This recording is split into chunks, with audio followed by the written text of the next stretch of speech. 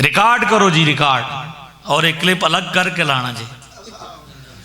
16 जनवरी 17 जनवरी, ठीक है, 17 जनवरी 2026, ये समनाबाद है, फैसलाबाद में, आस्ताना आलिया शब्बीरिया पे, ठीक है, हज़रत पीर गुलाम शब्बीर सैफी साहब दामद बरकातुहू आलिया के आस्थाने पे जी। अच्छा शबीरी हैं, अच्छा हज़रत गुलाम शबीर साहब शबीरी माशाअल्लाह, मेरी जमात मेरे नाम पे। हाँ जी, जो शबीरी जमात के आस्थाने पर मैं ये चैलेंज कर रहा हूँ, दोबारा रिपीट कर रहा हूँ, छोटे मिर्जा साहब को और छोटे मिर्जा साहब के छोटे छोटे साथियों, क्या हमने कहा कि हम आपके पड़ोस में हैं, जेल में हैं, जहां चाहें आप हमें बुलाएं, एक किताब का के ऊपर लिखा हुआ नाम पढ़ना है, क्या करना है, तर्जुमे की भी जरूरत नहीं। 2 साल पहले चैलेंज दिया था, 2 साल बाद फिर दे रहा हूँ। जेल में रमज़ान शरीफ में मैंने 2 साल पहले दर्स होता है हमारा रोज़ाना का मरकज़ी मस्जिद में खानसामा में, मैंने वहाँ पे ये दिया। अब यहाँ रिपीट कर रहा हूँ कि छोटे मिर्जा साहब किताब एक मैं लेके आऊँगा और उस किताब के ऊपर लिखा हुआ जो नाम है सिर्फ टाइटल पेज पे, उसके तर्जमे की भी जरूरत नहीं, सिर्फ उसको दुरुस्त पढ़ना है। क्या करना है? दुरुस्त तलफ़्फ़ुज़ के साथ पढ़ना है। आपने वो नाम पढ़ दिया, मैं आपकी बैत कर लूंगा। यार आप पढ़िया पढ़ाया मौलवी लब जाएगा तो इससे ज्यादा अब हम और क्या करें जी। उलमा कहते हैं जी अंदर खोल के सही नहीं पढ़ता जी, खोल के देख के कुरान, मैंने तो खोलने की बात ही को नहीं की।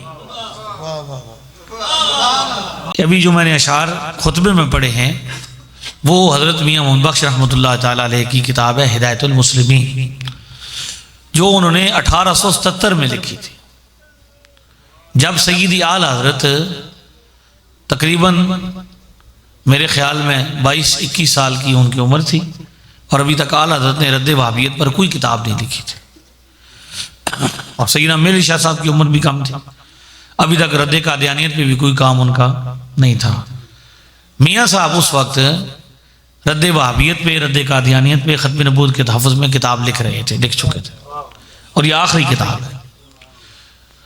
उस किताब से मैंने आपके सामने शेर पढ़े हैं, उसमें उन्होंने अकायदे अहले सुन्नत व जमात की तरवीज और उसके तहफ़्फ़ुज़ के लिए कलम उठाया है, और 2000 अशार लिखे, हदीस को नज़म किया है, यानी अरबी हदीस है तो उसको पंजाबी ज़बान में नज़म किया है। तो वो चाहते थे कि जे रब देवे हिम्मत किसी नू इस्ते शरा लगावे, जो आयात अहदीसन इशारा साबित सबत करावे, ज़रूरी बयान शान इसदा हर मजलिस हर खाने, नजदी फितना बहुता उठया अंदर ज़माने।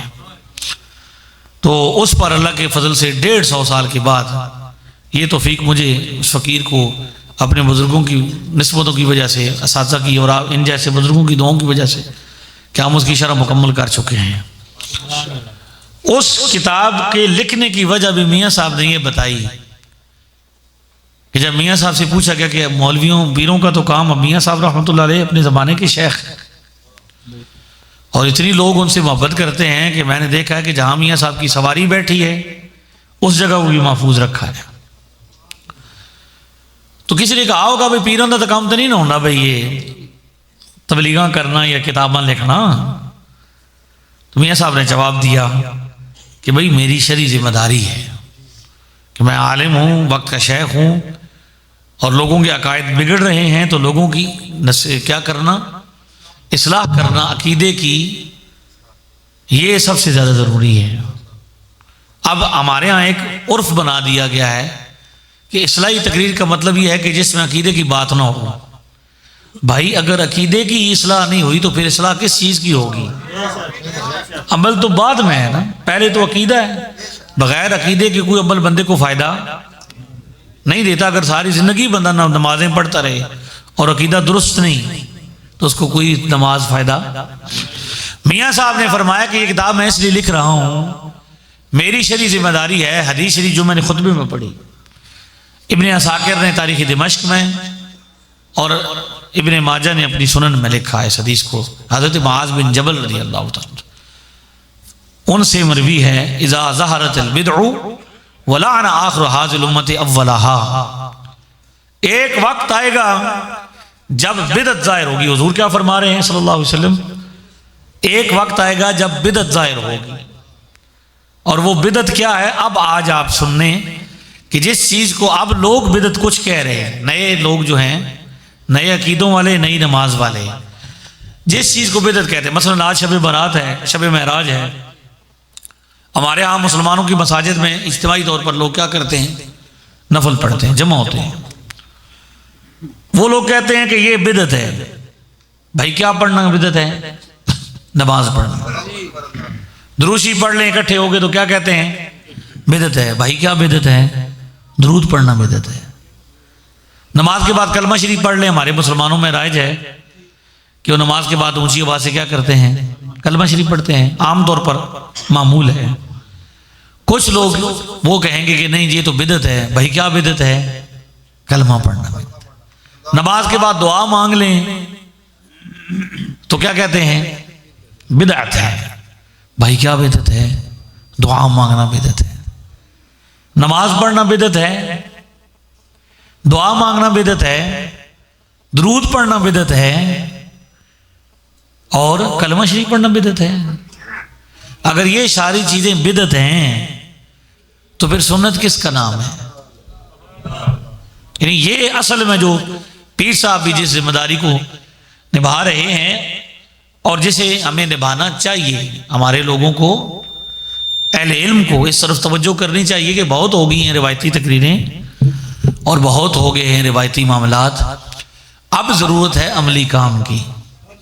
उठ बांध कमर क्या डरता है, फिर देख खुदा क्या करता है। समझ आ गई आपको? ये बिदअत है। अब एक मौलवी साहब हैं अहले हदीस हजरात के, कारी खलील साहब, जियो न्यूज़ में भी आते हैं, डॉक्टर आमन लियाकत के प्रोग्राम में वो आते थे, मशहूर हुए वहाँ से। उनका मैंने क्लिप सुना, आप भी देखिएगा, मोबाइल आपके पास है तो आप ज़रूर देखिएगा। वो अपने बंदों को कह रहे हैं, अपने मौलवियों को, अहले हदीस हजरात को, कि यार तुम लोग नमाज के बाद दुआ मांग लिया करो। क्या करो? दुआ मांग लिया करो। भाई मसला यह है कि हमारे बंदे खराब हो रहे हैं। भाई एक बंदे ने मुझे वाकया सुनाया, वो बता रहे हैं। वाकया ये है कि नमाज पढ़ी, बंदा कोई नया नया वाबी हुआ, बाबा अहले हदीस हुआ, उसने मौलवी साहब के पीछे नमाज पढ़ी, अहले हदीस मौलवी साहब के पीछे।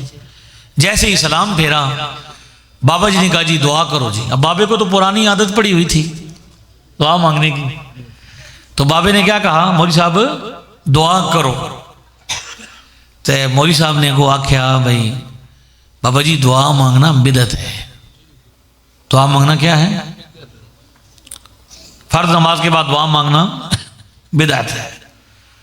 तो बाबे में अभी रंग बाकी था ना थोड़ा बहुत, तो बाबे ने कहा, भाई ओ भाभियो, मैं तो समझता था, भाई पंजाबी में बताऊं, बाबे आख्या, भाई भाभियों मैं तो समझता सा भाई तुसी गैरुल्लाह को नहीं मंगते, मैंने तो अज पता चलिया भी तुसी अल्लाह को भी नहीं मंगते।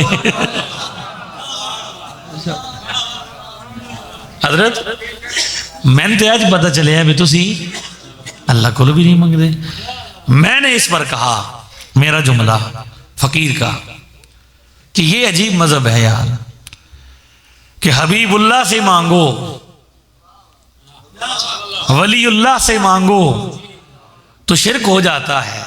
इनके मजहब में हबीबुल्लाह से मांगो सल्लल्लाहु अलैहि वसल्लम, वलीउल्लाह से मांगो तो शिरक हो जाता है, और अल्लाह से मांगो तो बिदअत हो जाता है। समझ आइए आपको? ये बिदअत नहीं जिसे ये बिदअत कहते हैं। नमाज पढ़ना, नमाज आप नफल जब भी पढ़े, नफल पढ़े जाते हैं ना, तो नफल पढ़ने के लिए किसी वक्त की कैद नहीं, जहां पे मना है शरीयत ने बता दिया है। मकरू औकात केवल मुफ्ती साहब तशरीफ फरमा है, मुझे तारुफ करवाया गया, बड़ी खुशी हुई है। हजरत उलमाए कराम तशरीफ फरमा है। आप सुनते रहते हैं कि कौन कौन से वक्त हैं जहां पे नफल, जिस वक्त में, तो जहां पे मना थे बता दिए गए भाई नहीं बनने। अब शब बारात में पढ़े तो बिदअत क्यों हो जाती है भाई? शब महराज में पढ़े तो बिदअत क्यों हो जाती है भाई? क्या रात को मस्जिद में नफल पढ़ने की वो मान्यता है? तो कहते जी मखसूस नहीं करना। मैंने कहा आप तो सारे काम मखसूस करते हो। जेल में मैं एक दिन वापस गया, बड़े लंबे सफ़र से, हमारा 7 दिन का दौरा था मुल्तान के इलाके में। तो हम वापस जब आए तो जेलम शहर में हम दाखिल हुए तो दाएं बाएं मैंने देखा झंडे लगे हुए थे, 5 रंगों वाला झंडा। काजी मजहर हुसैन साहब चकवाल वाले थे, उनके वाले साहब सुन्नी थे, आलम दीन थे मौलाना करमुद्दीन दबीर साहब। तो उनकी जमात है, देवबंद हज़रात हैं, उनका मदरसा है जामिया हनफिया के नाम से। मैंने ड्राइवर से पूछा, लड़का वो तालिब इल्म था हमारा जो चला रहा था, यार ये झंडे कैसे हैं? उसने कहा ये हर साल लगते हैं, ये इस दफ़ा इन्होंने कुछ ज़्यादा लगाए हैं, पहले कम थे अपने लगाते, इस दफ़ा पूरे शहर में लगाए हैं और ये हर साल लगाते हैं। हमने पूछा भी क्या है? मैंने कहा गाड़ी ले चलो। हम वहाँ पे गए, जो बंदे फिर रहे थे उनसे पूछा भाई यहाँ आज क्या है? उन्होंने कहा जी ख़त्म बुखारी है। आज क्या है? तो ख़त्म बुखारी पे ये तकरीब हो रही है, पूरा उन्होंने जुलूस निकाला, झंडे भी लिए, लंगर भी खिलाया, मौलवी भी बुलाए, नातें भी पढ़ी अपने हिसाब से। बड़ी एहतियात से नात पढ़ते हैं ना, पढ़न लग पे नहीं, लेकिन एहतियात है, थोड़ा जजाका खुल गया और भी खुल जासी इंशाल्लाह। सारे वापस आएंगे, रहेगा कोई भी नहीं इंशाल्लाह। ठीक है, थोड़े को तो बड़ा आसान हाल है, तुम इत्थे ले आंदा करो। बात समझ आई? तो मसला ये है कि मैंने पूछा यार ये ख़त्म बुखारी है किस वजह से? कहते हैं इमाम बुखारी की किताब का ख़त्म है। तो मैं ठीक है। कुछ दिन बाद फिर मैं देखा वहाँ पे हमारे यहाँ अहले हदीस हैं, सामने मदरसा बिल्कुल हमारे इदारे के सामने जामिया असरिया, वहाँ भी झंडे भी लगे हुए थे। इसी तरह तकरीब हुई, लंगर भी, मेहमान भी, जलसा भी, जुलूस भी। टाइम तय किया सारा, भाई तारीख होगी, इश्तिहार भी लगा, लंगर नहीं लिखा, खाना खिलाएंगे भी बाद में। यानी साढ़े लफ्ज तो चढ़े सिर्फ। मैंने भी पूछा वहां भी भाई क्या है भाई आज? कहते हैं ख़त्म बुखारी है। मैंने कहा कमाल है, ये अजीब बात है कि जिस इमाम बुखारी के नाम का ख़त्म हो सकता है। इमाम बुखारी हमारे इमाम हैं, हमें मसला नहीं। मैं हर जगह पे कहता हूं हमारा इख्तलाफ इमाम बुखारी से नहीं है, इमाम बीमारी से है। बुखारी से बीमारी से है। तो मैंने कहा यार इमाम बुखारी के नाम पर झंडा भी लग सकता है, जुलूस भी हो सकता है, जलसा भी हो सकता है, लंगर भी हो सकता है, मौलवी भी बुलाया जा सकता है, इश्तिहार भी लगा जा सकता है, दिन भी मुकर्रर हो सकता है, स्पीकर भी लग सकता है। इमाम बुखारी के नाम पर सब कुछ हो सकता है। और जिसका इमाम बुखारी कलमा पढ़ते हैं उसका जलसा नहीं।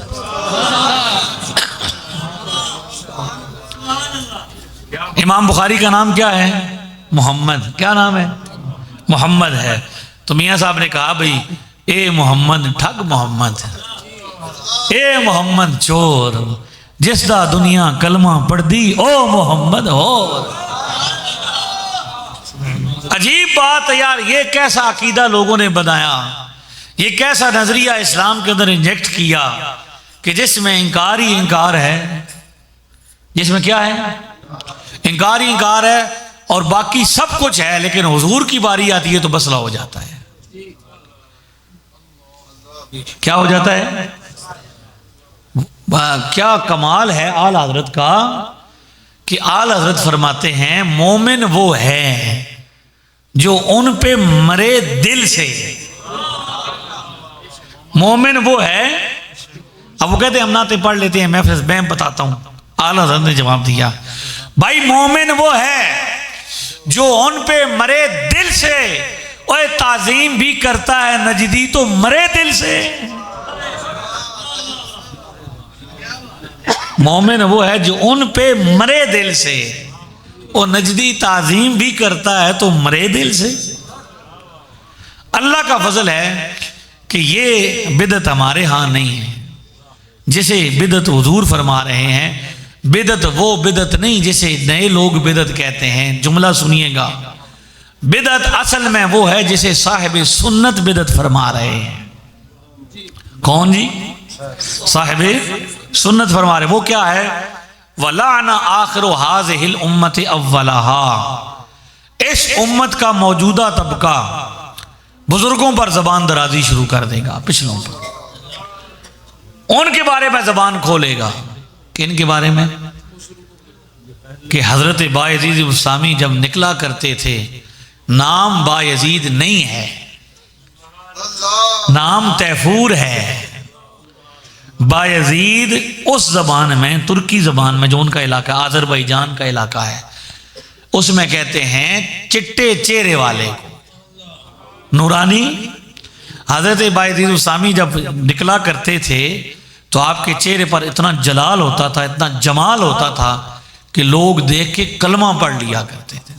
खैर मुस्लिम क्या करते थे, इसलिए उनको लक़ब दिया गया कि ये क्या है, ये भाई। उनकी जबान में उनका कोई नाम यजीद नाम का बेटा नहीं है, तो उनका जो नाम बुजुर्गों का लोग बड़े अदब से लेते थे, उन पर जबान दराजियां और उनके बारे में ये कहना कि भाई वो तो शाही कोई नहीं। हमने कहा हमारा एक बाबा निकल आया ना बाहर, एक हमारा बाबा आया था ना, लोगों से संभाला नहीं गया, ठीक है, आज तक रौले पड़े हुए हैं जी। तो जो साढ़े बाबे निकल आए तो फिर खैर थोड़ी होनी, दस देता ना बुजुर्गों तो। लिहाजा ये मसला नहीं है भाई, ये क्या, हमने तो असल में बात समझानी है। हमने देखो ना, लिकुल्ल फन रिजाल, हर फन का एक मर्द होता है। मसला हमारा यहां से शुरू हुआ कि जब हमने क्या किया, जिसका जो काम था उससे लिया नहीं, जिसका नहीं था उससे नायल को बिठाया। समझ आइए? तो जब अहल बैठेगा फिर गड़बड़ नहीं होगी। तो हुजूर क्या फरमा रहे हैं, बिदत क्या होगी, लाना आखिर हाज़िल उम्मत अव्वलहा, इस उम्मत का मौजूदा तबका बुजुर्गों पर जबान दराजी करेगा। उस वक्त हुजूर ने फरमाया फमन काना इंदहु इल्मुन, उस वक्त जिस शख्स के पास इल्म होगा उसकी जिम्मेदारी होगी फल यनशुरु, इल्म फैलाए, लोगों के अकीदों की हिफाजत करे, बाहर निकले, इल्म फैलाए। फ़इन्न कातिबल इल्म यौम इज़िन का कातिब मा उन्ज़िला अला मुहम्मद, उस वक्त अगर असाहिब इल्म ने जब फितना ज़ाहिर हो, इल्म छुपाया और लोगों की अकीदे की हिफाजत न की और खामोश हो गया, वो ऐसे ही है जैसे मोहम्मद रसूलुल्लाह सल्लल्लाहु अलैहि वसल्लम पर नाजिल होने वाले इल्म का इनकार करने वाला। वो मौलवी किस में उठेगा क़यामत वाले दिन, काफिरों में, जिसने क्या किया, इल्म छुपाया कि जी सानू केड़ी लोड़ जी, साडा इस नाल के है जी। समझ आ गई? ये जिम्मेदारी है जो हजरत भी जिसकी तरफ इशारा फरमाते हैं। और देखें दिलों का बदलना भी यही तो असल है कि भाई कुछ, मैं अभी मिरसादुल इबाद उसमें हवाला है इस किताब में, हिदायतुल मुस्लिमीन में, मिरसादुल इबाद शेख नजमुद्दीन राजी कुबरा, जिन्हें नजमुद्दीन कुबरा कहते हैं, बड़े बुजुर्ग हैं, उन्होंने फरमाया, ये नुक्ता सुनिएगा, ये क्या वजह है कि आका दो आलम सल्लल्लाहु अलैहि वसल्लम पर खत्म नबूवत हुई। मिर्ज़ाई आज भी कादियानी मिर्ज़ाई कहते हैं कि भाई नबी की तो ज़रूरत थी, पहली कौम में जब नबी नहीं आते, नबी आते थे, एक नबी तशरीफ़ लाते, फिर वो दुनिया से तशरीफ़ ले जाते, तो बाद वाली कौम क्या हो जाते थे, जब लोग गुमराह होना शुरू हो जाते थे तो अल्लाह फिर नबी भेज देता था ताकि वो हिदायत को वाज़े कर दे। तो क़यामत तक तो नबी आना चाहिए। उनके बकौल मोहम्मद रसूलुल्लाह पे ख़त्म नबूवत का ताज हुजूर ने क्यों सजा दिया, ये एतराज़ है उनका, और कई ज़माने में मुनकरीन ने किया।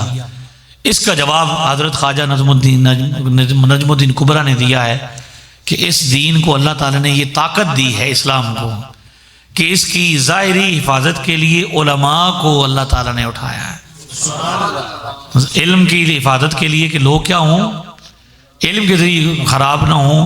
तो इल्मी तौर पर ज़ाहिरी हिफाजत के लिए उलमा हैं और बातनी मैदान की हिफाजत के लिए औलिया को अल्लाह ताला ने कोई, अल्लाह के वली बातनी हिफाजत, तो ज़ाहिरी और बातनी मुहाफिज मौजूद हैं, इसलिए अब नबी की ज़रूरत नहीं। और एक बात यह भी है कि हुज़ूर ये भी फरमा के गए हैं, इन्ना उम्मती ला तजतमिउ अला दलालतिन, इब्ने माजा की रिवायत के मुताबिक मेरी उम्मत कभी गुमराही पर जमा नहीं होगी। फ़इज़ा रअयतुम इख्तिलाफ़न, जब तुम ये देखो कि इख्तिलाफ शुरू हो गया है, फ़अलैकुम बिस्सवादिल आज़म, मुसलमानों की सबसे बड़ी जमात की पैरवी करो। फिरके की पैरवी नहीं करनी, जमात की पैरवी करनी है। फिरका कैसे कहते हैं? हाँ, मैं आपको किताब का हवाला दूं, भाई फलां किताब में लिखा है, काबूस में लिखा है, अल-मुंजिद में लिखा है, लिसानुल अरब में लिखा है। नहीं, जरूरत कोई नहीं। हम आपको बताते हैं छोटे मिर्जा साहब की जबान से। किन की जबान से?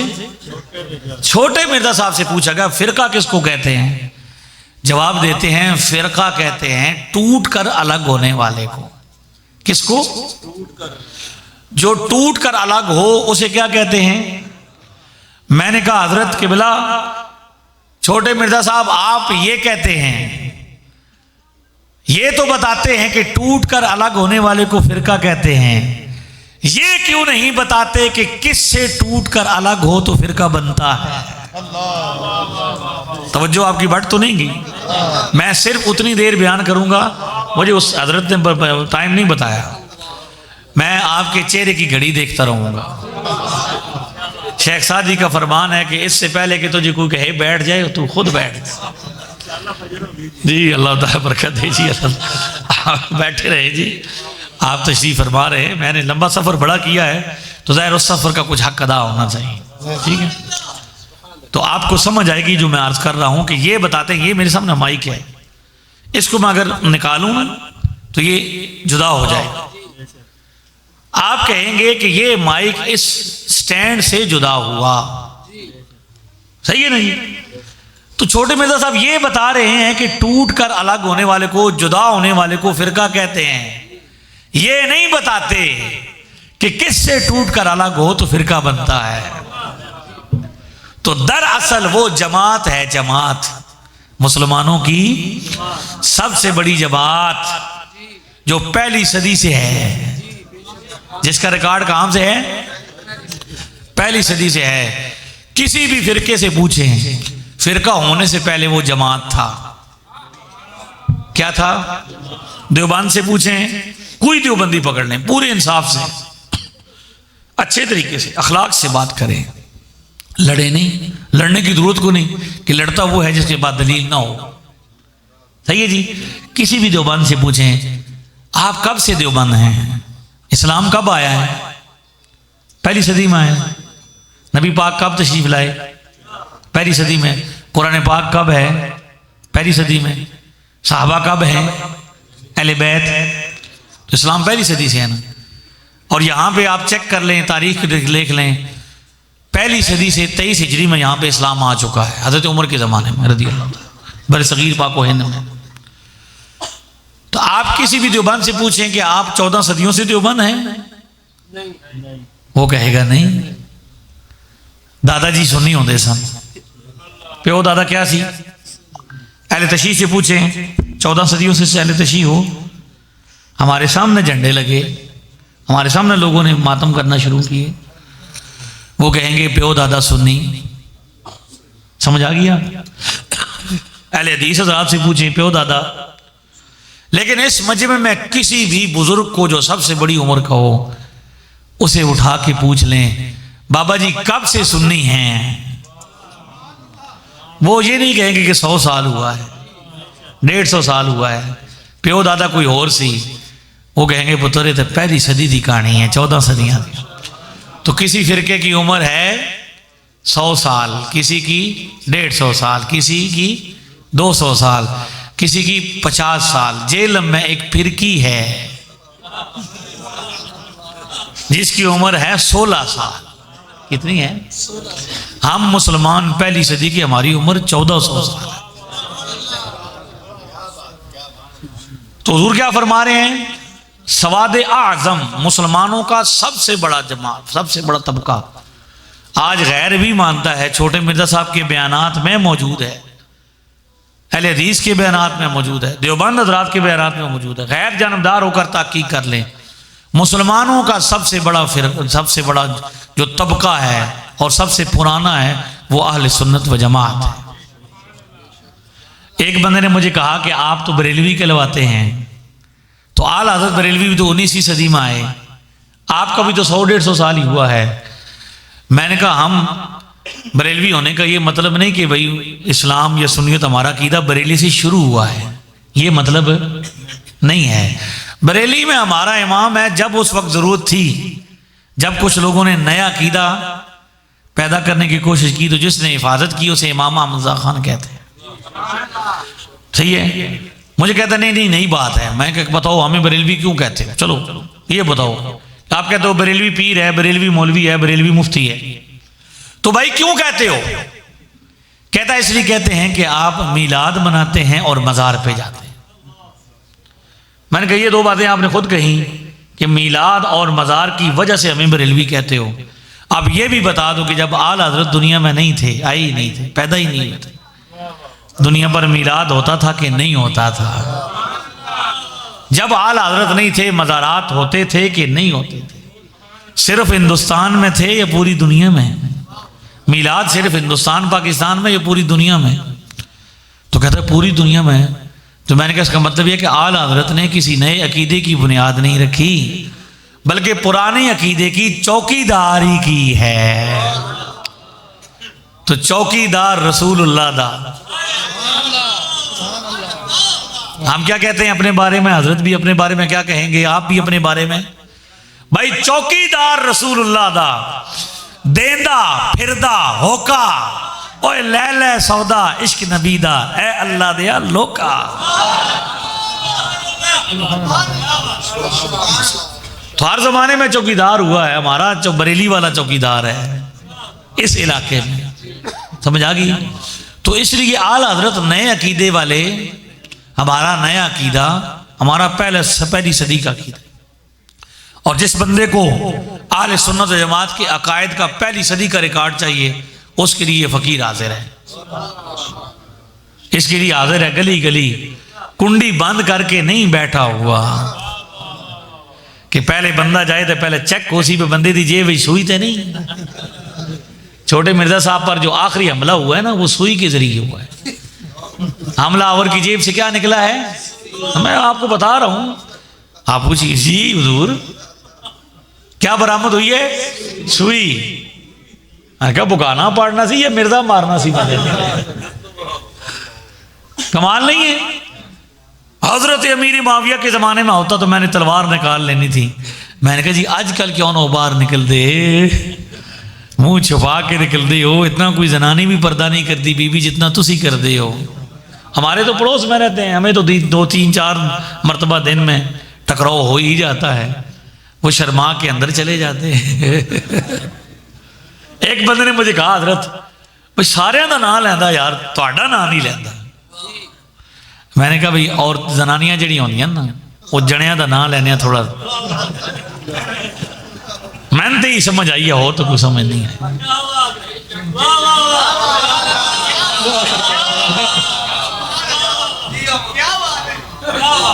कमाल है। बात खत्म करनी है तो करो यार। पड़ोस में बैठा, मैं आपको अगर कहूं ना भी 1 कदम का फासला है, मैं आपको वो नहीं बता रहा कि मैं कहाँ रहता हूं, कितना दूर हूं। खुद उनकी वीडियो में देखें छोटे मिर्जा साहब की। वो कहते हैं कि ये मदरसा जहाँ पे फ़कीर हदीस पढ़ाता है छोटे मिर्जा साहब के घर से इतना ही दूर है। वो खुद बताते हैं कि जब इकामत शुरू हो ना उस मस्जिद में, तो इकामत के ख़त्म होने से पहले पहले मिर्जा साहब, छोटे मिर्जा साहब पहुँच जाएंगे अंदर। तो कितना फासला होगा? तारीख बताएगी कि छोटा मिर्जा भी हुआ था और जेल में मौलवी हसन रजा भी था और बिल्कुल सामने बैठे रहे और छोटे मिर्जा साहब को नाम लेने की तौफीक नहीं हुई। जबकि इस मैदान का बंदा है, जिनका नाम लेते हैं कभी किसी तहरीक के किसी बानी का, किसी कायद का, बड़े बंदे का, जिनके पास टाइम नहीं, जिनका शोबा अलग है, जिनका शोबा, यदि तहरीक का कोई कायद है तो वो मुनाजरा थोड़ा करेगा। अगर कोई वो मुफ्ती आजम है, वो मुल्की सतह के मामलात देखेगा, वो थोड़ा मुनाजरा करेगा। हमने तो वो भी ख्वाहिश पूरी की, मुफ्ती आजम को बुलाया, तो 2 कदम का फासला है यार, होने आ जा। ठीक है, लेकिन क्या था कि भाई वो मिर्जा गालिब ने ही कहा था, वो भी तो मिर्जा ही था, कि बेखुदी बेसबब नहीं गालिब, कुछ तो है जिसकी पर्दादारी है। पर्दा उंजे तो नहीं ना जी। तो बात यह है कि हम तो ललकार रहे हैं, हमने एक किताब पे लिखा हुआ नाम पढ़ने का चैलेंज दिया है। भाई टाइटल पेज पे नाम होता है ना जी। हमारे पास, मैंने कहा मैं किताब लेके आऊंगा, मैं किताब लेके आऊंगा और उस किताब के ऊपर जो लिखा हुआ नाम है, क्या जी, आज रिपीट कर रहा हूं, क्या तारीख है? 17 जनवरी होगी ना, 12 तो बात 17 जनवरी 2026। रिकॉर्ड करो फारूक साहब, सैलवी साहब, हर जगह पहुंच जाते हैं। ओ सरगोदा, आगे भेरा शरीफ, गुजरात, मुल्तान, जहां मैं जाता हूं ये हजरात पहुंच जाते हैं। तो ये इनका एक काम है, इकदाम है, भाई चलो हमारी आवाज दुनिया तक पहुंचा देते हैं। अल्लाह इनके लिए, इनको सलामत रखे। रिकॉर्ड करो जी, रिकॉर्ड, और एक क्लिप अलग करके लाना जी। 16 जनवरी, 17 जनवरी, ठीक है, 17 जनवरी 2026। ये समनाबाद है, फैसलाबाद में, आस्ताना आलिया शब्बीरिया पे, ठीक है, हजरत पीर गुलाम शब्बीर सैफी साहब दामद बरकातुहू आलिया के आस्थाने पे। जी अच्छा, शबीरी हैं, अच्छा, हजरत गुलाम शबीर साहब, शबीरी माशाल्लाह, मेरी जमात मेरे नाम पे। हाँ जी, जो शबीरी जमात के आस्थाने पर मैं ये चैलेंज कर रहा हूँ, दोबारा रिपीट कर रहा हूँ, छोटे मिर्जा साहब को और छोटे मिर्जा साहब के छोटे छोटे साथियों को। क्या हमने कहा कि हम आपके पड़ोस में हैं, जेल में हैं, जहां चाहें आप हमें बुलाएं। एक किताब का के ऊपर लिखा हुआ नाम पढ़ना है, क्या करना है? तर्जुमे की भी जरूरत नहीं। 2 साल पहले चैलेंज दिया था, 2 साल बाद फिर दे रहा हूँ। जेल में रमज़ान शरीफ में मैंने 2 साल पहले दर्स होता है हमारा रोज़ाना का, मरकज़ी मस्जिद में, खानसामा में, मैंने वहाँ पे ये दिया। अब यहाँ रिपीट कर रहा हूँ कि छोटे मिर्जा साहब किताब एक मैं लेके आऊँगा और उस किताब के ऊपर लिखा हुआ जो नाम है, सिर्फ टाइटल पेज पे, उसके तर्जमे की भी जरूरत नहीं, सिर्फ उसको दुरुस्त पढ़ना है। क्या करना है? दुरुस्त तलफ़्फ़ुज़ के साथ पढ़ना है। आपने वो नाम पढ़ दिया, मैं आपकी बैत कर लूंगा। यार आप पढ़िया पढ़ाया मौलवी लब जाएगा तो, इससे ज्यादा अब हम और क्या करें जी। उलमा कहते हैं जी अंदर खोल के सही नहीं पढ़ता जी, खोल के देख के कुरान, मैंने तो खोलने की बात ही को नहीं की। अब भी अगर किसी बंदे को, यानी वो उसको बंदा, वो दावा उसका ये है कि मैं इमाम मुस्लिम का जानशीन हूं। दावा क्या है छोटे मिर्जा साहब का? कि मैं इमाम मुस्लिम का, तो इमाम मुस्लिम का जानशीन ऐसे थोड़ा होगा। वो तो हद्दसना, अखबराना, अंबाना का माहिर होगा ना फिर, कि कब हद्दसना कहता है मुहद्दिस, कब अखबराना कहता है, कब अंबाना कहता है जी। और अगर वो बीच में तेल का हो तो फिर उसका क्या मतलब होता? तो ये अब हालत हो चुकी है। तो मुसलमानों की सबसे बड़ी जमात, जब आप देखते हैं, मैंने कहा ना भाई हमने मिलाद बनाते हैं, तो क्या पाकिस्तान में सिर्फ मिलाद होता है या हिंदुस्तान में होता है या पूरी दुनिया में? उस बंदे ने मुझे खुद कहा कि यमन में दुनिया का सबसे बड़ा मिलाद होता है। और मैंने कहा भाग्यवान, आला हजरत सारी जिंदगी यमन नहीं गए, यमन वालों को किसने बरेलवी बना दिया है? फलस्तीन वालों को बरेलवी किसने बनाया है? फलस्तीन में मिलाद होता है, चेचन में होता है, रूस में होता है, ब्रुनाई में होता है, चाइना में होता है, पूरी दुनिया घूम ले आपको मिलाद। तो ये सारी दुनिया ही बरेलवी हो गई है। मज़ार सारी दुनिया पर है, सारी दुनिया ही बरेलवी हो गई है कि कदीम जगह है। अब देखें ना, शब महराज की निस्बत से एक बात, अल्लाह ने फरमाया हमने अपने महबूब को रात के थोड़े से हिस्से में, सुबहानल्लज़ी असरा बिअब्दिही लैलन, ये 2 ज़बर तनवीन है, तकलील के लिए है कि सारी रात नहीं, थोड़ा सा हिस्सा, और सफर नहीं कराया, सैर कराई है। ठीक है, वो ज़ात पाक है जिसने अपने बंदा खास को रात के थोड़े से हिस्से में मस्जिद हराम से लेकर मस्जिद अक्सा तक क्या कराई है? पहली दफ़ा, एक दफ़ा। अब दोबारा तैयारी है हुजूर कुछ दिनों के बाद, दुआ फरमाए। हम गए वहाँ पे, 2018 में मैं था, तो वहाँ पे लाहौर के कुछ बंदे और इस इलाके फैसलाबाद के, पंजाब के हमारे लोग जमा हो गए। हमने वहाँ पे गुंबद खतरा के सामने बैठे हुए थे, तो बातें हो रही थी, मसाइल हो रहे थे, नाते पढ़ रहे थे। तो एक मौलवी आ गया, वो सुर्ख चुन्नी वाला, सुन्नत करने वाले। कभी ये बताते हैं नबी पाक ने तो सारी जिंदगी इमामा शरीफ बांधा है, ये जो सुर्ख रंग की चुन्नी है ये कहां से आई है, जो टिक ही नहीं पाती सर पे। वो आ गया, उसने कहा यहां से उठो। उर्दू बोल रहा था। मैंने कहा क्यों उठे यहाँ पे, वजह कोई कानून दिखाओ। भाई सऊदीया के कानून में है कि यहाँ नहीं बंदा बैठ सकता, कोई शरई वजह, कोई कानूनी वजह बताओ कि नहीं बैठ सकते। हालांकि उन लोगों ने, गर्मियों का मौसम था, आप जाएंगे जो जाते हैं देखेंगे बाकी सारी छतरियां लगी हुई हैं। जैसे ही गुंबद खतरा का सामना आता है वहां पे छतरियां नहीं है, फिर आगे शुरू हो जाती है। बैठ है बंदे बवन नहीं, समझ आ रही है? हाली भी लोग पूछते ने भाई उठ तो दीन है ऐसी, तो हम वहां बैठे तो वो हमें कहते मैंने कहा हमने तो नहीं उठना, हम बैठे हुए हैं, आपने बात करनी है बात कर लें। लेकिन उसे पता था ना कि मौलवी हसन रजा यल्दरम में सामने है, इस ना गल की नहीं मैं कर सकता। वो ले आया शुरता, भाई ऐसी गाड़ी में बैठाओ। हमने कहा ठीक है जी तैयार हैं, गाड़ी में बैठ जाएंगे। शुरते ने हमें गाड़ी में बैठाया। मैं अपनी आप बीती बता रहा हूँ आपको, और ये बातें मेरी आदत नहीं, मैं इस तरह की करता नहीं। आज आपका माहौल ऐसा है कि मुझे करना पड़ रहा है। खुद पसंदी नहीं होनी चाहिए बंदे में, अल्लाह ताला महफूज ही रखे। लेकिन मैं आपको इसमें अकीदे की बात है वो बता रहा हूँ, अपनी तारीफ की बात नहीं। मैं वहां पे जब उसने मुझे बिठाया, एक बाबा जी ने मेरी झोली में इतनी खजूरें डाली। मौलवी साहब खजूरों को अल्लाह ला करो, डरने की कोई लोड़ नहीं, ऐसे नहीं। मैंने कहा खैर, वो खजूरें मेरी झोली में थी। वो गाड़ी मुझे अंदर लाइब्रेरी में लेगी, वहां पे उन्होंने कहा जी बड़े मौलवी साहब से मिलवाएंगे इनको। तो बड़ा मौलवी था, कोई पेशावर का, उस पठान था, पश्तो टाइप उसका लहजा था। बेरोजगार बंदे हैं ना जो, जिनको वहां पे रोजगार मिलता है।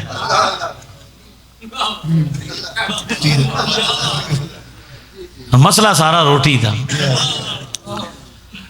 वो वहां पे था, मुझे कहता मौलवी साहब आप यहाँ पे बंदों को वर्गलाते हैं। मैंने कहा यार हम किस बंदे को वर्गला रहे हैं, 100 साल तो आपको भी हो गया है, आपके मोहम्मद बिन सुलेमान ने मान लिया है, अभी वली है जो मौजूदा सऊदीया का, कि हमने अमेरिका के कहने पे पाकिस्तान में, हिंदुस्तान में वहाबियत फैलाई है। माना है उसने, रिकॉर्ड है उसका, बताया है। तो मैंने कहा आप 100 साल हो गया वर्गला रहे हैं, कितने वर्गला लिए हैं आपने? हम अब किसी आपके बंदे को छेड़ नहीं रहे, हम तो अपने बंदों से बैठे मिले हुए हैं, आजाद मुल्क के आजाद शहरी हैं, है ना, पाकिस्तानी हैं, आजाद मुल्क। मसला को नहीं है। उसने कहा कि नहीं ये मसला ये है कि शरी तौर पर ममानत। अब वो अरबी मौलवी जो था ना, जो उनका मुताबा था, वो देख रहा था सारा मामला। उसने मुझसे कहा कि आप शरी तौर पर यहाँ पे आप बरकत की उसूल के लिए बैठते हैं, तो असल में शरन ममानत है। जब मैंने कहा ना भाई कानूनी है शरी कोई बताओ, तो कानूनी तो ठीक हो नहीं इसी पास। शरी ये बताई कि ये बरकत का उसूल दीवारों से और कब्रों से आप लेते हैं, तो कब्रों में बरकत नहीं होती। तो आप नबी पाक की कब्र को बरकत समझते हैं, वो अंदर कब्र शरीफ है, तो इसलिए बरकत के उसूल के लिए बैठते हैं। मैंने कहा आपको किसने कहा है कि भाई जहाँ पे हुजूर दफन है वहाँ पे बरकत नहीं है? आपको किसने कहा है? कहता कोई दलील पेश करें। तो मैंने कहा कि कुछ पढ़े हुए हो, कुछ पढ़ा है? भाई पढ़े लिखे बंदे को समझाना आसान है, सबसे मुश्किल काम है अनपढ़ को समझाना। और मौलवी हसन रजा ने वो भी समझाया, आपने देखा है। मैंने कहा कि भाई आप पढ़े हो तो मैं आपको बताता हूँ। कहता मैं पढ़ा हूँ, हाफिज हूँ। मैंने कहा चलो सूरह असरा की पहली आयत पढ़ो। उसने पढ़ा अल्लज़ी बारकना हौलहू।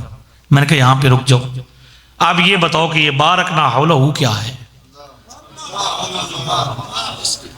ये मस्जिद अक्सा के इर्द गिर्द रब फरमा रहा है कि हमने बरकत रखी है, तो ये बरकत क्या है?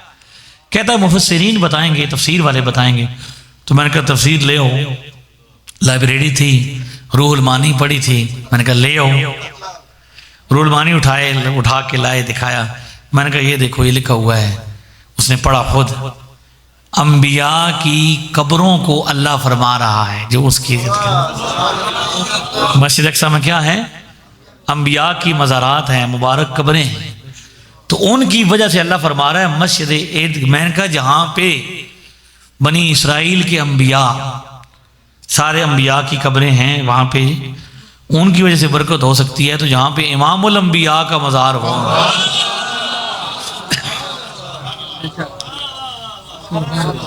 बीनी सुहानी सुबहों में ठंडक जिगर की है, कलियां खिली दिलों की,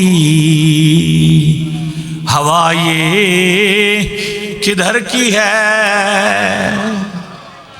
कलियां खिली दिलों की, हवा ये, काबे का नाम तक न लिया, तैबा ही कहा, पूछा था हमसे जिसने के नुज़हत किधर की है, आगोश शौक खोले हैं जिनके लिए हतीम, वो फिर के देखते नहीं ये धुन किधर की है। महराज का सवाल, महराज का समा है, कहाँ पहुँचे ज़ायरो, कुर्सी से ऊंची कुर्सी इसी पाक दर की है। तैबा में मर के ठंडे चले जाओ आंखें बंद, तैबा में मर के ठंडे चले जाओ आंखें बंद, सीधी सड़क ये शहरे शफात नगर की है। मैंने कहा जिसको तुम पत्थर कह रहे हो, अब देखो नबी के जिस्म से टच होने वाली कमीज है, वो आंखों पे पड़ी तो आंखें रोशन हो गई। जिसे तुम इस जगह को कह रहे हो कि पत्थर है, इसकी निस्बत तो हुजूर के अल्लाह के महबूब अकबर से है। तो मैंने जब बात की तो वो मौलवी जो अरबी था शेख, वो तो अब समझ तो रहा नहीं था, लेकिन उसने देख लिया कि भाई ये बंदा गालिब आ गया है, तो उसने मेरी दाढ़ी पकड़ी और यहाँ पे ऐसे बोसा दिया और कहा अल्लाह अंत शेख कबीर, भाई तू बड़ा मौलवी है, इनू लै जाओ यार जिथों लैके आए उसे। तो जिथों चुकिया सी उत्थे ही सानू वो छड़ के आए, तो असी उत्थे फिर गुंबद खदरा के सामने खड़े हो गए। असा पढ़िया सबसे औला हो आला, सबसे बाला हो आला, अपने मौला का प्यारा हमारा। आवाज कम आ रही है, ऊंची आप माइक में ना पढ़े, इनकी आवाज सुने। सबसे औला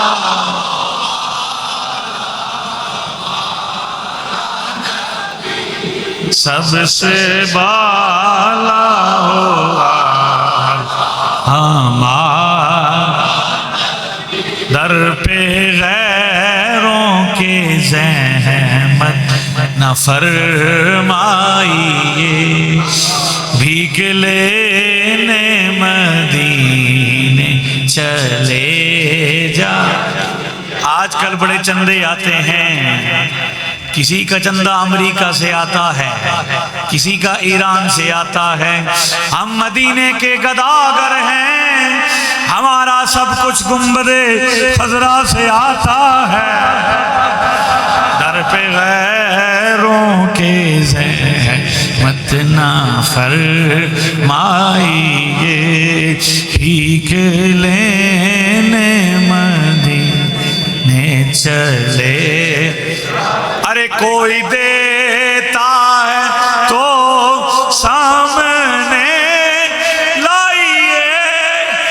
कौन देता है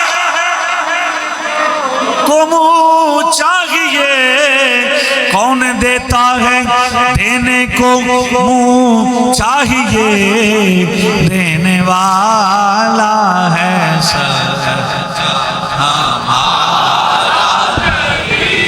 देने वाला है सच्चा हमारा नबी, सबसे औला शब महराज का पैगाम है।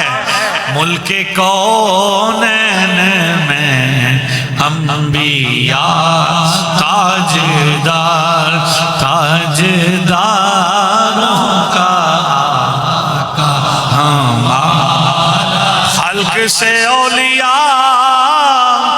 औलिया से रसूल, खल्क से औलिया, औलिया से रसूल, और रसूलों से आला हमारा नबी, सब रसूलों से आला हमारा नबी, सबसे औला हमारा नबी। समझ आइए आपको अकीदे की? ये माहौल तो हर जगह पे नहीं बनते होते ना, हर जगह पे मुफ्ती सुर लगाया करते हैं। समझ आइए आपको? हम अल्हम्दुलिल्लाह अहले सुन्नत है, हमारा अकीदा पहली सदी से है। हुजूर ने फरमाया सबसे बड़ी जमात के साथ रहना है। किसके साथ अटैच रहना है? जमात के साथ। किसके साथ? जमात। भाई फिरका नहीं बनना, जमात के साथ रहना है। कि हुजूर फरमा रहे हैं यदुल्लाहि अलल जमा, खुदा की हिमायत जमात के साथ है। जमात के बारे में हुजूर फरमा रहे हैं मन शज़्ज़ा शज़्ज़ा फिन्ना शुज़्ज़ा फिन्ना, मन शज़्ज़ा शुज़्ज़ा फिन्ना, जो जमात से जुदा हुआ वो जहन्नम गया। हमारे मियाँ साहब ने इसी बात का तर्जमा किया, दर मुर्शिदा छड्डी नाई, दर मुर्शिदा छड्डी नाही, ओ सुन्नी दर मुर्शिदा छड्डी नाही, नहीं ते हो जावेगा रोगी, जेड़ी बकरी अजड़ों निकड़ी ओ पगयाड़ा जोगी। अकीदे का डाकू बैठा है, पगयाड़ बैठा है, वो पकड़ ले। आप भोले भाले हैं, आप सादे हैं, आप पिघल जाते हैं, आप चल पड़ते हैं। आपको क्या करना चाहिए? कम अज कम एक बार फैसला करने से पहले किसी आलिम या किसी फकीर की दरगाह पर जरूर हाजिरी दें, इंशाल्लाह हिदायत होगी। तो मैं क्या अर्ज कर रहा हूं, हमारा अकीदा, जब मैंने ये कहा ना कि मुसलमानों की सबसे बड़ी जमात को फॉलो करना, हम कहते हैं ना कि हमारे माँ बाप मुसलमान हैं, हम प्यो दादे के अकीदे पर हैं, तो वो कहते हैं भाई यहूदी भी ये कहते थे, कैसी भी हो सक गलत रह जैसे साडा। मैंने कहा यहूदी खुद भी यहूदी थे, उनका बाप दादा भी यहूदी था, हम खुद भी मुसलमान हैं, हमारा बाप दादा भी, और हमारे मुसलमान होने की सबसे बड़ी अलामत ये है कि छोटे मिर्जा साहब हों या जितने भी बदअकीदा हों, सब हमारे पीछे नमाज पढ़ लेते हैं। हम किसी बदतमीज को इमाम नहीं बनाते हैं, चाहे वो मोहल्ले का इमाम हो या काबे का इमाम। बदतमीज के पीछे नमाज, बदतमीज के पीछे उसका कोई नाम हो, ठीक है।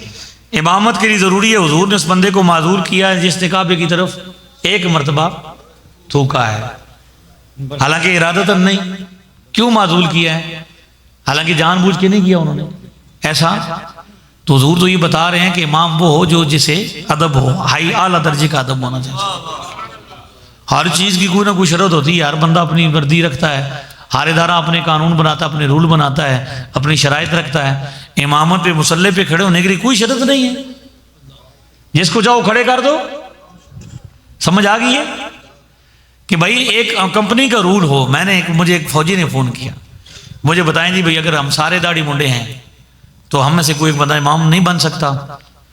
तो मैंने कहा मुझे ये बताएं कि आप तो कहते हैं भाई नमाज पढ़नी है, अल्लाह की नमाज ही तो पढ़नी है, तो जनरल साहब की जो कुर्सी है उस पर आपका सिपाही बैठ सकता है?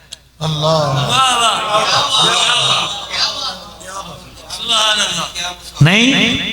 कहता नहीं नहीं, वो एज फॉर रूल के खिलाफ है। तो मैंने कहा जनरल की कुर्सी का एहतराम है, नबी पाक के मुसल्ले का कोई एहतराम नहीं। उसका कानून है, इसका कोई कानून नहीं। जिसे चाहो आगे खड़ा कर दो, जैसे आता हो ना हो। जब हर चीज की शराइत है, यूनिफॉर्म है कि नहीं है? मुझे बताएं, आर्मी में यूनिफॉर्म है कि नहीं है? पुलिस का यूनिफॉर्म है कि नहीं है? वो एक टोपी सी पहनाते हैं सर पे। आप ये टोपी ना पहन के जाएं, आप गर्म टोपी पहन के चले जाएं। अगर आप आर्मी में हैं या आप पुलिस में हैं तो आपको कहा जाएगा भी तो आपने टोपी नहीं पहनी, वो जो यूनिफॉर्म वाली है। ये समझ आई है ना? तो वो कहेगा नहीं जी भाई टोपी तो टोपी होती है, वो भी तो टोपी है, ये भी टोपी है, तो क्या फर्क है? तो कहेगा नहीं ये यूनिफॉर्म है। तो आप कहेंगे आपका यूनिफॉर्म है तो मुसल्ले पे खड़े होने का भी यूनिफॉर्म है। जिसको चाह क्या कर दिया, खड़ा कर दिया। हाँ जी, नमाज ही तो पढ़नी, मजाक करना है या नमाज पढ़नी? लिहाजा हम किसी को इमाम बदतमीज को नहीं बनाते। हमें वो मुशरिक भी कहते हैं, बिदअत भी कहते हैं, नमाजें भी हमारे पीछे पढ़ते हैं। यही तो हमारी सबसे बड़ी मुसलमान होने की अलामत है कि हमारे पीछे सारे नमाजें। हमारा कॉन्फिडेंस है कि हम किसी बदतमीज के पीछे नहीं पढ़ते। जब मैंने ये कहा तो वो कहते हैं कि भाई, छोटे मिर्जा साहब ने कहा कि भाई मुसलमानों की सबसे बड़ी जमात जो है, ये मुसलमानों की सबसे बड़ी जमात अहले सुन्नत है। तो हाँ, मैं कह रहा था कि जब हमने कहा कि भाई हम तो अपने बाप दादा की माने, तो वो कहते हैं यहूदी भी ये कहते थे। हमने कहा भाई यहूदी खुद भी यहूदी थे, बाप दादा भी, मुशरिकीन खुद भी मुशरिक थे, बाप दादा भी मुशरिक था। हम खुद भी मुसलमान, हमारे बाप दादा भी। और बाप दादा के मुसलमान होने की जो दलील है वो कुरान के अंदर ही मौजूद है कि मुसलमान बाप दादा हो, उसका इल्म और अकीदा क्या होता है? हुज्जत होता है। हजरत याकूब का आखिरी वक्त था अलैहिस्सलाम, तो उस वक्त अल्लाह फरमाता है अम कुंतुम शुहदा इज़ हदर याकूब अल मौत इज़ क़ाल लिबनीहि मा तअबुदून मिन बअदी। याकूब अलैहिस्सलाम का विसाल का वक्त था। आपने अपने बच्चों को बुलाया और फरमाया मेरे बाद किसकी इबादत करोगे? तो बच्चों ने क्या कहा? नअबुदु इलाहका व इलाहा आबाइका, हम उस माबूद की इबादत करेंगे जिसकी आपने इबादत की और आपके बाप दादा ने इबादत की। मुसलमान अबा अजदाद हुज्जत होते हैं, इसलिए हम काफिर नहीं, हम मुशरिक नहीं, हम यहूदी नहीं। हमारा बाप दादा यहूदी नहीं था, हमारे बाप दादा ईसाई नहीं थे, हम वो भी मुसलमान थे और हम भी मुसलमान हैं। उनको छोड़कर अलग होने वाले फिरका बनते हैं, तो फिरका कभी भी नहीं बनना। तो जब मैंने ये कहा कि भाई सबसे बड़ी जमात मुसलमानों की क्या है? आले सुन्नत है, मानते भी हैं, वो भी मानते हैं। तो कहते हैं हदीस में तो आया आजम का लफ्ज है। क्या है? बस आखिरी बात नहीं है, समेट रहा हूं। हदीस में क्या आया है? आजम का लफ्ज है। आजम का मतलब होता है अजीम, ज्यादा नहीं, कसीर नहीं होता। मैंने कहा चूंकि आप छोटे मिर्जा साहब हैं, आपका इल्म छोटा है ना, इसलिए आपको आजम की समझ नहीं आ रही। हम आजम हैं, सवादे आजम। हमारे पैगंबर आजम है, हमारे फारूक आजम है, हमारे इमाम आजम है, हमारे गौस आजम है, हमारे मुहद्दिस आजम है, हमारे मुजद्दिद आजम है। हम भी क्या हैं? सवादे आजम है। तो आपको अगर आजम की समझ नहीं आती, इमाम मियां साहब ने फरमाया कि अबू हनीफा विच इमामा आजम अफजल अव्वल, अबू हनीफा विच इमामा आजम अफजल अव्वल, फिर मालिक थे, फिर शाफी, फिर अहमद बिन अहमद। आपको आजम की समझ नहीं आती, हम आपको दूसरे तरीके से समझाते हैं। हमारा काम है समझाना। जिस तरह आपने कहा आपकी ड्यूटी है, हमारी भी अपनी ड्यूटी है। हमारा काम है समझाना। हम समझाएंगे, एक बार नहीं 10 बार समझाएंगे। 10 बार समझ नहीं आती, फिर 10 बार समझाएंगे, समझाते रहेंगे। हम इसलिए हैं।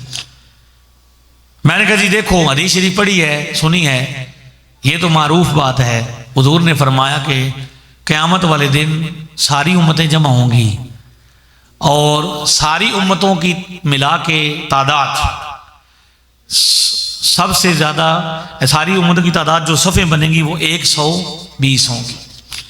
उसमें से सिर्फ हमारी उम्मत मोहम्मद की जो सफ़े होंगी वो होंगी 80। कितनी होंगी? कितनी होंगी? 80। अब मैं पंजाबी में कहता हूँ हर जगह पे कि अगर 80 विचों 80 निकल गए,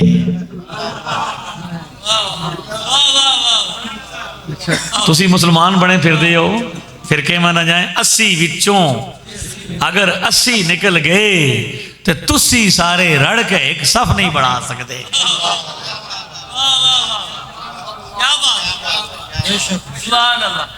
इतनी बड़ी जमात है जनाब, आपका तो सिर्फ जमा हो जाना ही हुज्जत है। आप दलील हैं। बता ना, मुझे बताएं किताब कब मानी जाती है? कहते हैं किताब से बताएं, किताब कब मानी जाती है? जब दुनिया उसे एक्सेप्ट करे। छोटे मिर्जा साहब ने गौस पाक के बारे में ज़बान दराजी की। वो बच्चा पूछ रहा था, सवाल कर रहा था पिंडी का, तो कह रहा था मुझे क्या पता भाई अब्दुल कादिर नामी को बंदा भी था कि नहीं था, पता नहीं वो हुए भी कि नहीं हुए। जब ये कहा ना तो बंदा बड़ा सियाना था। उसने कहा कि कल अगर कोई ये कहे कि इमाम बुखारी नहीं थे या इमाम बुखारी की किताब इमाम बुखारी की किताब नहीं है तो आप कैसे साबित करेंगे? तो कहने लगे साबित इस तरह करेंगे कि भाई अहले सुन्नत मानते हैं कि बुखारी हुए हैं और इमाम बुखारी की किताब है। मैंने कहा मसला ही हल हो गया कि अहले सुन्नत के मानने से बुखारी साबित हुई। क्या है जी? अहले सुन्नत ने माना तो तब किताब साबित हुई। जिस चो कट कट के तुसी सानू दस दे हो लैके साड़ा बाबा आया इथे बरसगीर में, लैके हम आए। तो बुखारी जब हमारे मानने से साबित होती है तो आले सुन्नत सिर्फ ये नहीं मानते कि बुखारी इमाम बुखारी की किताब है, आले सुन्नत ये भी मानते हैं गौसे आजम दरमियाने औलिया चू मोहम्मद दरमियाने अंबिया। आले सुन्नत ये भी मानते हैं पीर मेरा दमड़िया वाला ते पीरा शाह कलंदर हर मुश्किल विच मदद करेंदा दोएं जानी समझ आ गई आपको? मैं आपको एक हदीस ही सुना के बात खत्म करता हूँ, मेरे जहन में था क्योंकि इस पर भी एतराज होता है कि जिक्र जाहर होता है, आप यहाँ पे करते हैं और हमारे सलासल में जिक्र जहरन अल्लाह अल्लाह अल्लाह के माइक पर इकट्ठा इज्तिमाई तौर पर क्या होता है? जिक्र होता है। शब महराज में जमा हो तो लोग क्या करते हैं? इकट्ठा जिक्र करते हैं। शब महराज में हो आस्थानों में होता है, आपके यहाँ भी ये भी हो रहा था। तो इस पर एतराज करते हैं कि ये बिदअत है। किसको कहते हैं? हालांकि अल्लाह फरमाता है अला बिज़िक्रिल्लाह तत्मइन्नुल कुलूब, दिलों का सुकून अल्लाह के जिक्र में है। वो कहते हैं जी नहीं जी भी अल्लाह के जिक्र का मतलब ये है कि अल्लाह की तालीमात पर, अल्लाह के जो कुरान पाक उस पर गौर करना, नमाज पढ़ना, ये अल्लाह के नाम का जिक्र कहीं पे नहीं है। मैंने कहा कुरान पढ़ रही है, वज़्कुर इस्म रब्बिक, अपने रब के नाम का जिक्र कर, ठीक है। लेकिन आपको अगर शौक है कि आपके सामने पड़ी हुई किताबें, आपके सामने जो सिर्फ पड़ी रहती हैं, आपने पढ़ी नहीं हुई,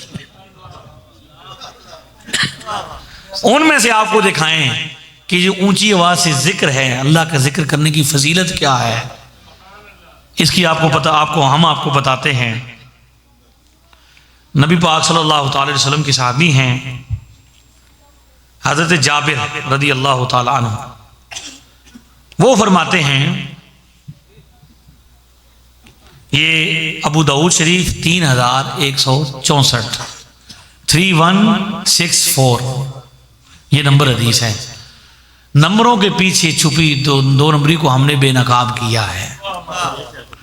नंबर बताते 3164। किताब का नाम क्या है? अबू दाऊद सुनन अबू दाऊद, और लिखने वाले बाबा जी का नाम है हजरत बाबा जी अबू दाऊद सुलेमान बिन अशअस अस-सिजिस्तानी रहमतुल्लाह अलैह। उनकी हदीस किताब में है, हजरत जाबिर कहते हैं रा नासुन नारन फिल मकबरा, नबी पाक सल्लल्लाहु अलैहि वसल्लम कदम दौर अक़दस है, पहली सदी। लोग गुजर रहे थे, हमने देखा कि कब्रिस्तान के अंदर रोशनी है, बस ये आखिरी है। मैं चाहता हूं कि आप इस हवाले से भी मजबूत हो जाएं कि जब जिक्र करें तो आपको हदीस भी याद आए, नबी पाक की हदीस शरीफ भी याद आए, और आप अपनी आने वाली नस्लों को फिर बता भी सकें कि अगर कोई बंदा ज़्यादा अक्लमंद समझदार और समझना चाहे उसे समझाएं भी। हज़रत जाबिर बिन अब्दुल्लाह कहते हैं, रआ नासन नारन फिल मकबरा, हम गुजर रहे थे, हमने देखा कब्रिस्तान के अंदर रोशनी थी। हम आगे बढ़े, देखा भाई क्या वजह है, रात के वक्त रोशनी क्यों है? तो फ़ैज़ा रसूलुल्लाह सल्लल्लाहु अलैहि वसल्लम फिल कब्र, फैसलाबाद वाले मोमिनों, कब्र शरीफ के अंदर खुद आमना के लाल तशरीफ फरमा थे। हुजूर कब्र के अंदर मौजूद थे और हाथ उठाए हुए थे और फरमा रहे थे, फ़ैज़ वहुव यक़ूलु नाविलूनी साहिबकुम, ए अपने संगी नूं मैनू फड़ो, मैं अपने हत्थां नाल दफन कर सा। क्या मुकद्दर है कि आखिरी वक्त हो, दिल में हो याद तेरी, गोशा तन्हाई हो, फिर तो खलवत में अजब अंजुमन आराई हो, आस्तां पे तेरे सर हो अजल लाई हो, और ए जाने जहां तू भी तमाशाई हो। हाय हाय। तो कहते हैं हुजूर तशरीफ फरमाते थे, सा नाविलूनी साहिबकुम, अपने साथी को मुझे पकड़ो, मैं उसे अपने हाथों से पकड़ूं, दफन करूंगा। तो जब हमने देखा कि हुजूर के हाथों से दफन होने वाला बंदा कौन था, फ़ैज़ा हुवा रजुलुल्लज़ी कान यरफ़उ सौतहु बिज़्ज़िक्र, नबी पाक के मुबारक हाथों से दफन होने वाला खुश नसीब शख्स वो था जो ऊंची आवाज में रब का जिक्र किया करता था। मेरे आका और मौला ने उस सहाबी को यह शरफ अता किया था जो बंदा, हालांकि रात में फौत होने वाले कई ऐसे बंदे हैं जिनको दफन कर दिया गया। बुखारी में रिवायत है, एक सहाबिया झाड़ू देती थी, वो उनका विसाल हो गया, रात को ही दफन कर दिया, हुजूर को तकलीफ नहीं दी गई। रात को दफन होने वाले, फौत होने वालों को आमतौर पर हुजूर को तकलीफ सहाबा नहीं देते थे, लेकिन हुजूर उसे खुद दफन फरमा रहे थे। सिर्फ जनाजा नहीं पढ़ाया, क्या मुकद्दर है, जनाजा भी पढ़ाया और कब्र में भी खुद तशरीफ फरमा होकर उतारा, कब्र पर मिट्टी भी डाली। क्या मुकद्दर है ज़हे इज्जतो एतलाए मोहम्मद, कि है अर्श हक ज़ेरे पाए मोहम्मद। कहते हमने देखा कि वो सहाबी जो ऊंची आवाज से जिक्र करता था, अल्लाह अल्लाह अल्लाह, ऊंची आवाज से वो जिक्र करता था, हुजूर ने उसको अपने मुबारक हाथों से दफन फरमाया है। तो जो ऊंची आवाज से जिक्र करता हो, मदीने में रहने वाला हो, मदीने वाले पहुंच जाते हैं। अल्लाह ने आमना के लाल को ये ताकत दी है, अगर फैसलाबाद में इस आस्थाने पे भी ऊंची आवाज से जिक्र करने वाला जब रुखसत हो तो कुछ अजब नहीं कि वो तशरीफ ले आए। अल्लाह अल्लाह अल्लाह अल्लाह अल्लाह अल्लाह अल्लाह अल्लाह अल्लाह अल्लाह अल्लाह अल्लाह अल्लाह अल्लाह अल्लाह। मैं आप लोग राजी हैं जी? बस इतना काफ़ी है, इतना ज़्यादा बयान होता नहीं कभी, तो मैं कर दिया आज। मैंने, मुझे पता था कि सवाल जवाब की भी गुंजाइश नहीं यहाँ पे, जब जवाब सामने बैठे हों। तो अब तो फकीर का ये हाल है कि जहां जाता है ओ बंदे सामने नहीं आते। मुझे पर्चा आया एक तरह का गुजरात में, बहुत लंबा पर्चा था, मैंने वो 3-4 घंटे तक बयान किया वहाँ पे, सवाल जवाब की हुई। मैं परेशान था, मैंने कहा यार कितना आज को करना, ख़त्म भी करूँ। लेकिन वो जब मुझे पता चला कि वो मैंने 4 घंटे लगाए थे, तो 16 साल एक बंदे ने नया कीदा और नई नमाज पढ़ी थी, 16 साल के बाद दोबारा पुरानी नमाज पे वापस। आपकी वजह से एक बंदे की इस्लाह हो, आप लोग कहते हैं बच्चों को बताते हैं, तो आप तो बच्चों को खराब करते हैं, तो हमने बच्चों को भी बताना है। जहां हम बड़े को करेंगे हम फिर भी पहुंच जाएंगे। नबी पाक सल्लल्लाहु अलैहि वसल्लम ने एक यहूदी बच्चा जो आपकी खिदमत करता था, बुखारी में रिवायत, उसके सराने तशरीफ़ ले गए। आखिरी वक्त उसने कलमा पढ़ा तो हुजूर ने क्या फरमाया, अल्लाह की हम्द है जिसने हमारी वजह से इस बच्चे को जहन्नम से बचाया। ये हुजूर। तो इसलिए हज़रत क़िबला की निस्बत से, आपकी मेहनतों से, आपकी काविशों से अगर कोई बंदा वापस पुराने